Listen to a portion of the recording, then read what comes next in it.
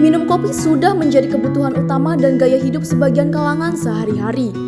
Meski demikian, ada orang yang mengaku tidak cocok minum kopi karena diyakini dapat menimbulkan masalah pada lambung. Kopi juga dihindari karena kandungan kafein di dalamnya disebut berkontribusi terhadap peningkatan tekanan darah. Kafein merupakan vasokonstriktor, zat yang mengurangi ukuran pembuluh darah dan menaikkan tekanan darah. Efek ini akan berinteraksi dengan berbagai reseptor yang berbeda di bagian otak. Namun para ahli meyakini senyawa lain dalam kopi seperti antioksidan justru memberikan efek perlindungan pada pembuluh darah.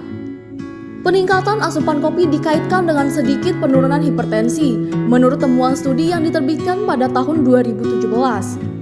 Para peneliti menemukan penurunan resiko 9% saat minum kopi 7 gelas per hari, dengan penurunan resiko 1% untuk setiap tambahan porsi per hari. Masih dalam studi yang sama, ditunjukkan senyawa fenol dalam kopi dapat memberikan efek perlindungan. Peneliti mencatat, variasi genetik setiap individu memengaruhi kemampuan mereka memetabolisme kafein. Satu studi pada 2017 yang dimuat dalam Taylor Frances Online menyimpulkan individu dengan tekanan darah tinggi atau hipertensi perlu berhati-hati saat minum kopi. Namun, penderita hipertensi tidak perlu menghindari asupan kopi.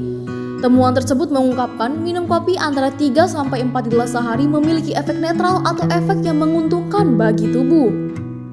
Sementara itu, studi lain di tahun 2016 yang melibatkan 40 peminum kopi menunjukkan semua jenis kopi meningkatkan tekanan darah, namun dalam kisaran yang aman.